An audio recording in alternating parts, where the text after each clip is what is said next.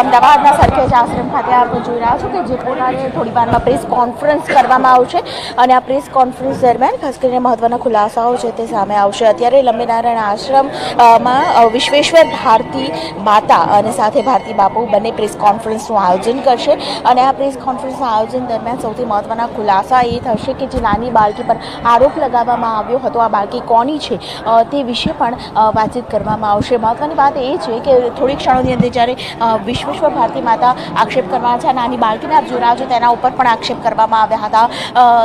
ઋષિ ભારતી આશ્રમમાંથી વાંધાજનક વસ્તુઓ મળી આવે છે, તેની ઉપર પણ ઘણા બધા આક્ષેપ થયા હતા. આ આક્ષેપ આખો જે મામલો છે તે મામલો સરખેજ આશ્રમમાં આખરે ગાદીપતિ કોણ તે મામલે આખો મામલો છે અને આ મામલે આક્ષેપ પ્રત્યે આક્ષેપ વચ્ચે થોડી વારમાં ઋષિ ભારતી બાપુ તેઓ આવી રહ્યા છે અને બસ તેઓ પ્રેસ કોન્ફરન્સ કરશે. હું કેમેરામેનને કહીશ કે ઋષિ ભારતી બાપુ જેઓ ખાસ કરીને આશ્રમમાં આવ્યા છે તેમના વિઝ્યુઅલ્સ બતાવે, કારણ કે જે પ્રકારે અમદાવાદના સરખેજ આશ્રમ ખાતે ઋષિ ભારતી બાપુ આવી ચૂક્યા છે અને બાપુના આવ્યા કરીને ગુજરાત આવ્યા બાદ ગુજરાત બહાર ગયા હતા અને ગુજરાત બહાર ગયા બાદ ફરી એકવાર આશ્રમ છે. આપ જોઈ રહ્યા છો સીધા એક્સક્લુઝિવ દ્રશ્યો કે જ્યાં ભારતી બાપુ આવી ચૂક્યા છે અને ગુજરાતમાં ફરી એકવાર તેઓ આવ્યા છે. મહત્વની વાત છે કે તેઓ જ્યારે બહાર ગયા હતા ત્યારે સરખેજ આશ્રમ હરિહરાનંદ બાપુ છે તેમણે કાર્યભાર સંભાળી લીધો તેવું તેમનું કહેવું હતું અને હાલ ફરી એકવાર ગુજરાત બહાર ગયા બાદ તેઓ અમદાવાદ આવ્યા છે. થોડી વારની અંદર પ્રેસ કોન્ફરન્સનું આયોજન થશે. દીપિકા, બિલકુલ ઘણા સવાલો છે અને કદાચ બની શકે કે આ પ્રેસ કોન્ફરન્સ બાદ આ તમામ સવાલો પરથી પડદો ઉઠી જાય, આ બાળકી ઉપર જે આક્ષેપ થઈ રહ્યા હતા એ આક્ષેપો પણ હટી જાય. બિલકુલ બિલકુલ આ તમામ સવાલોના ખુલાસા થોડી ક્ષણોની થશે. વિશ્વેશ્વર માતાજી જે છે તેઓ થોડી ક્ષણોની અંદર બસ વાતચીત કરશે.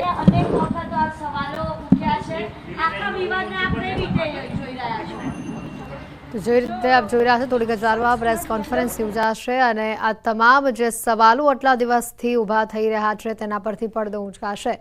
ઘણો બધો મામલો સનાતન ધર્મની અંદર કોઈ પણ વ્યક્તિ હોય એને નીચું જોવાનું થાય તો મારે મારો પક્ષ રજૂ કરવો છે કે મારી ઉપર એક ઇલ્ઝામ આવ્યો છે કે માતાજીની એક દીકરી છે.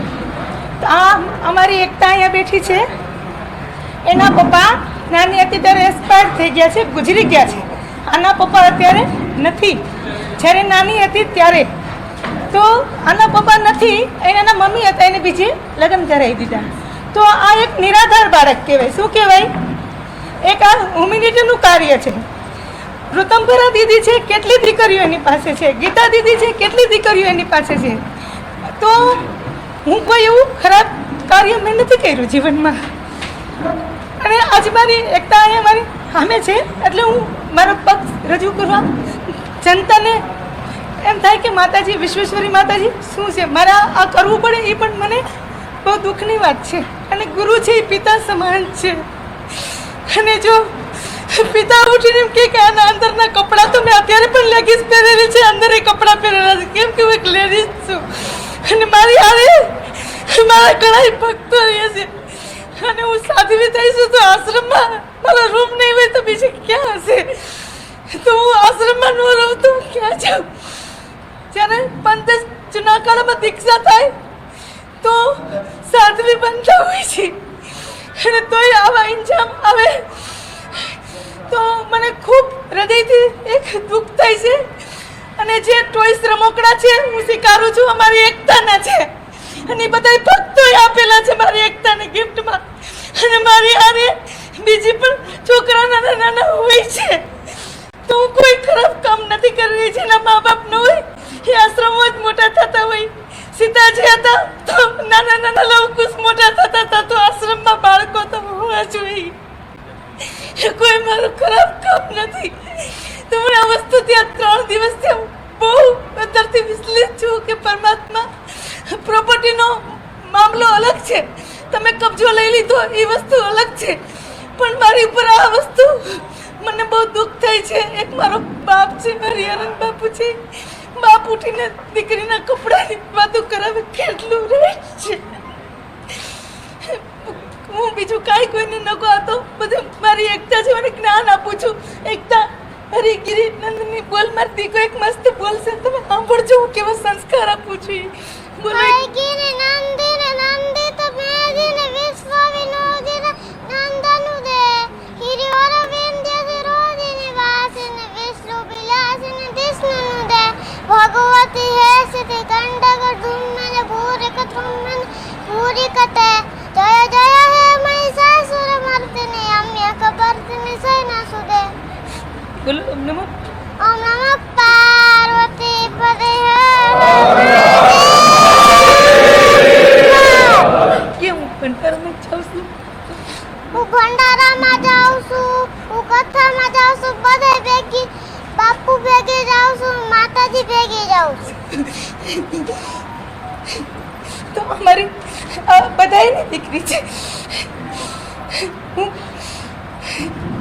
જે રીતે તમારા રૂમમાં જે મહિલા ગઈ હતી અને બધી વસ્તુ બતાવતી હતી એના વિશે આપનું શું કહેવું મારે કોઈને કંઈ નથી કે કેવું. આ રીતે જવું બી ખોટું છે ને એ તો બધા. અને એક બીજી વાત કરું કે આના સર્ટિફિકેટમાં આવે છે વિલાસબેન પ્રકાશભાઈ ગીડા. તો મારું નામ પણ પુરાણું નામ એ છે અને આની મમ્મીનું નામ પણ પુરાણ ઓલું છે. એટલે એ લોકોને કદાચ એવું થયું હોય. પણ કાંઈ પણ કાર્ય કરો કોઈ પણ વ્યક્તિ માથે તમે વિચારીને કરો. અને હું તો એવી ઈચ્છું છું કે હું આવા બાળકો કેટલાય સાચવું એવું મને અંદરથી પ્રાર્થના છે. આ તો બધાય ના કહેવાય. જેના મા બાપ ન હોય એના સંતોના આશ્રમમાં મોટા થતા હોય. મને બહુ દુઃખ થયું છે જિંદગીમાં.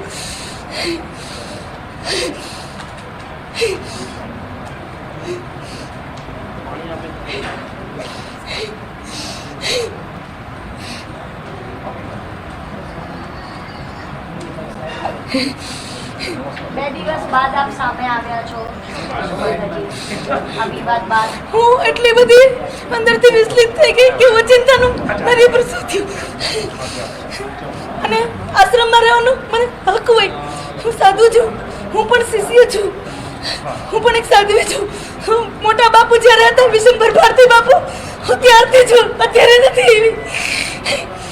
મોટા બાપુ મને ખૂબ લાડથી રાખતા.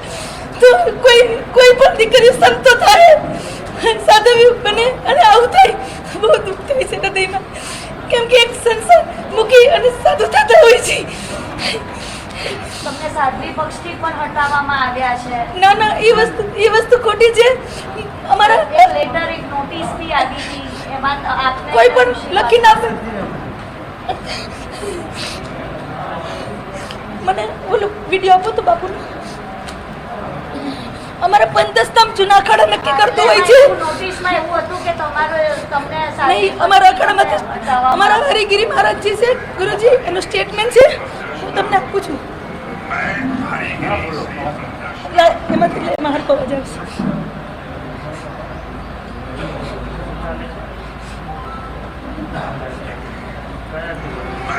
हरिगिरी श्री पंदर्शनाम जूना अखाड़े કયા बापू છે की सड़क चक पद पे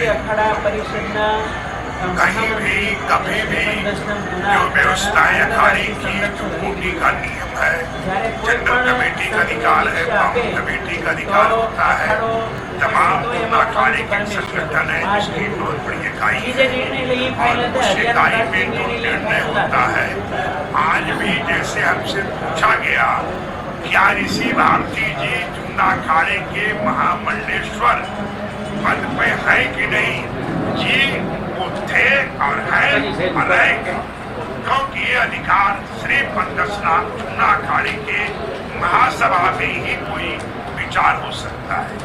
इसी तरह से महामंडलेश्वर विश्वेश्वरी भारती जी जूना अखाड़े की थी और है और उस पद पे महामंडलेश्वर पद અમે पर તો બધાને શેર કરી લેજો કારણ કે આમાં નહીં આવે બાપુ.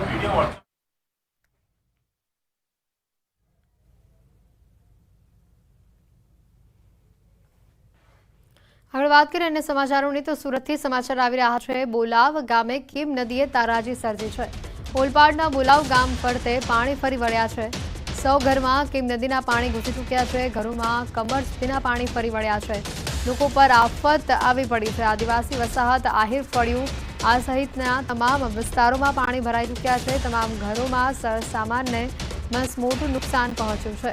કેટલાય પરિવારો માટે આ ખૂબ જ મોટી આફત છે। કીમ નદીમાં પૂર જેવી સ્થિતિના કારણે આ લોકોના ઘરોમાં પાણી ભરાઈ ચૂક્યા છે। ગામમાં એક પણ આગેવાન હજી સુધી ફરક્યો નથી તેવો લોકો આક્ષેપ કરી રહ્યા છે। ગામમાં સરપંચની ચૂંટણી પણ ન થઈ હોવાની આગેવાનની વાત સામે આવી છે। તાલુકા જિલ્લાના કોઈ આગેવાનો હજી સુધી આ વિસ્તારમાં ફરક્યા નથી તેવું અહીંના રહીશોનું કહેવું છે। એક્સક્લુઝિવ આ દ્રશ્ય બતાવી રહ્યા છે। આ ગામમાં કેટલી તારાજી સર્જાઈ છે। કેટલા ઘરોને મતલબ 100 થી 110 120 ઘરોને સંપૂર્ણ પાણી છે અને પાણી 2 થી 3 રાત્રે 2 થી 3 વાગે પાણી ઘૂસી ગયા। આ લોકોને કઈ રીતનું સ્થળાંતર કરે છે? લોકોને પોતપોતાની રીતે મતલબ સગા સંબંધી છે કે જ્યાં નોકરી કરે છે જે દિવસે આવ્યું છે ત્યાં પોતપોતાની રીતે વ્યવસ્થા કરી લીધી। તંત્રની કેવી મદદ? તંત્ર સંપૂર્ણ બેદરકાર। વધુ માહિતી મેળવીશું। સંવાદદાતા કેતન ફોન લાઈન પર જોડાઈ ચૂક્યા છે। વધુ માહિતી તેઓની પાસેથી આગળ મેળવીશું, પરંતુ આ જે દ્રશ્યો આપને બતાવી રહ્યા છે અહીંયાથી વાહન લઈને પસાર થવું પણ લોકો માટે મુશ્કેલી ભર્યું છે। રસ્તો ક્યાંય જડતો નથી, માત્ર પાણીનું જ રાજ અહીંયા। કીમ નદીનું પાણી આખા ગામમાં ફરી વળ્યું છે અને એકલ દોકલ નહીં, ઘણાય ઘરોમાં તારાજી સર્જાઈ છે। સરસામાન બધો નુકસાનીમાં ગયો છે, કેટલોક તો પાણીમાં તણાઈ ચૂક્યો છે। 100 ઘરમાં કીમ નદીના પાણી ઘૂસ્યા છે। વધુ માહિતી મેળવીશું। કેતન જોડાઈ ચૂક્યા છે ફોન લાઈન ઉપર। કેતન, આ ગામની જે પરિસ્થિતિ છે ને અહીંના જે આગેવાનો છે, જે રહીશો છે, તેઓ વારંવાર કહી રહ્યા છે કે અહીંયા હજી સુધી તંત્ર તરફથી કોઈ આવ્યું નથી મદદ માટે। ચોક્કસથી વાત કરું, ઓલપાડ તાલુકાના બોલાવ ગામે કીમ નદી તારાજી સર્જી છે। 100 થી વધુ ઘરોમાં કીમ નદીના પૂરના પાણી ફરી વળ્યા છે। ઘરોમાં કમર સુધીના પાણી ભરાતા લોકોના હાલ બેહાલ થવા પામ્યા છે। ખાસ કરીને બોલાવ ગામે આદિવાસી વસાહત, આહિર ભર્યું સહિતના વિસ્તારોની અંદર આ સિઝનની અંદર સતત બીજી વખત પૂરના પાણી પ્રવેશતા આ સ્થાનિકોમાં ભારોભાર રોષ જોવા મળી રહ્યો છે। અને ખાસ કરીને જે ચૂંટાયેલા સદસ્ય કે જિલ્લા પંચાયતના કે તાલુકા પંચાયતના કે સરપંચો પણ કોઈ અહીં કોઈની મદદે આવ્યા નથી। ખાસ મોટી વસ્તુ તો એ છે કે ગામમાં સરપંચની ચૂંટણી ન થઈ હોવાથી કોઈ આગેવાન નહીં હોય, જે અંતર્ગત ખાસ કરીને સ્થાનિકોમાં એક મોટા ભારે રોષ જોવા મળ્યો છે। તો બીજી તરફ આ જ તાલુકામાંથી ચૂંટાયેલા રાજ્ય કક્ષાના મંત્રી મુકેશ પટેલ પણ આ ગામમાં ક્યારેય મુલાકાતે ગયા નથી। બિલકુલ કેતન, આભાર માહિતી બદલ। ઓલપાડથી આ દ્રશ્યો બોલાવ ગામ ફરતે હાલ પાણી ફરી વળ્યા છે। કીમ નદીએ જે તારાજી સર્જી છે, નદીના પાણીથી ગામડાઓમાં જળબંબાકારની અત્યારે પરિસ્થિતિ આવી પડી છે। આપની સ્ક્રીન પરની આ 4 અલગ અલગ તસવીરો જુઓ, જેમાં ચોતરફ પાણી જ પાણી જોવા મળશે। વાલિયામાં ધોધમાર વરસાદથી કીમ નદીમાં ઘોડાપૂર આવ્યું। કોસંબાથી કીમને જોડતો મુખ્ય માર્ગ પાણીમાં ગરકાવ થયો। ખેડૂતોના ઊભા પાકને ભારે નુકસાન થયું। તો પાણી ભરાવાના કારણે મોટા બોરસરા ગામ આખું સંપર્ક વિહોણું થઈ ચૂક્યું છે। કઠુદ્રા ગામમાં પાણી કીમ નદીના ઘૂસી ચૂક્યા છે અને જ્યારે ઓલપાડ વિસ્તારમાં પણ લોકોના ઘરોમાં પાણી ફરી વળ્યા છે, જેના કારણે ઘરવખરીને ભારે નુકસાન પહોંચ્યું છે।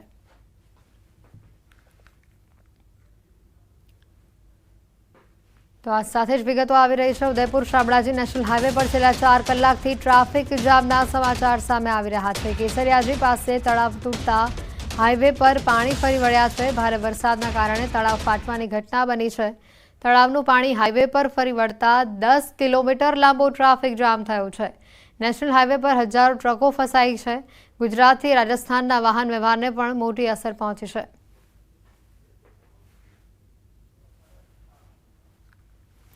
અરવલ્લીથી આ દ્રશ્યો, ઉદયપુર શામળાજી હાઈવે હાલ બંધ કરવાની નોબત આવી છે, કારણ કે હાઈવે ઉપર પાણી ફરી વળ્યા છે। નેશનલ હાઈવે પર પાણી ફરી વળતા 10 કિલોમીટરનો ટ્રાફિક જામ છે। છેલ્લા 4 કલાકથી આ ટ્રાફિક જામ થયો હોવાની માહિતી છે।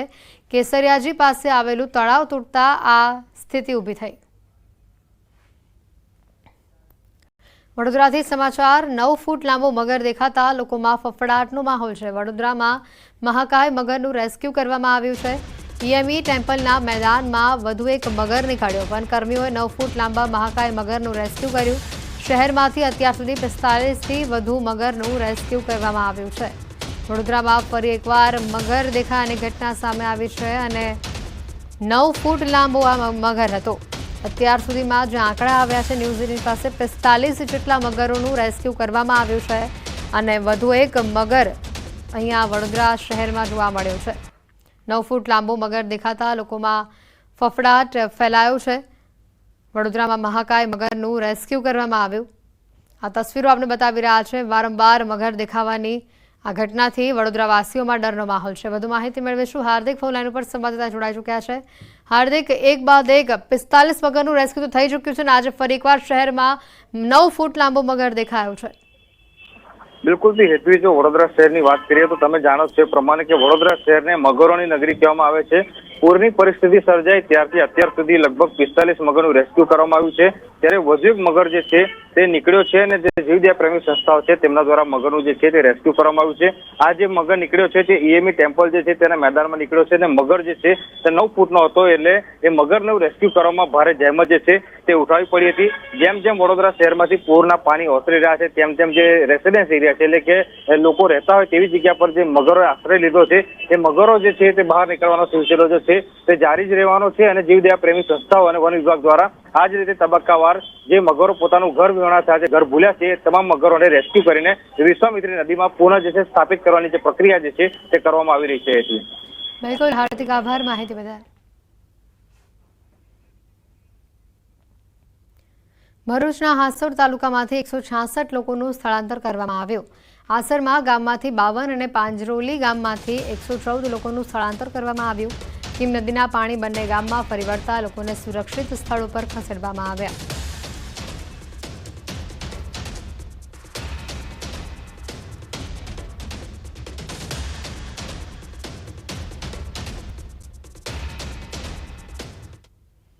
પોરબંદર જિલ્લામાં વડેલ વરસાદ તેમજ ઉપરવાસના ડેમોના પાણીએ તારાજી સર્જી છે। વરસાદમાં પશુઓનો ઘાસચારો પણ પલળી ચૂક્યો છે, ત્યારે તંત્રએ પશુપાલકોની પરિસ્થિતિને ધ્યાનમાં લઈ રાહત કામગીરી હાથ ધરી છે।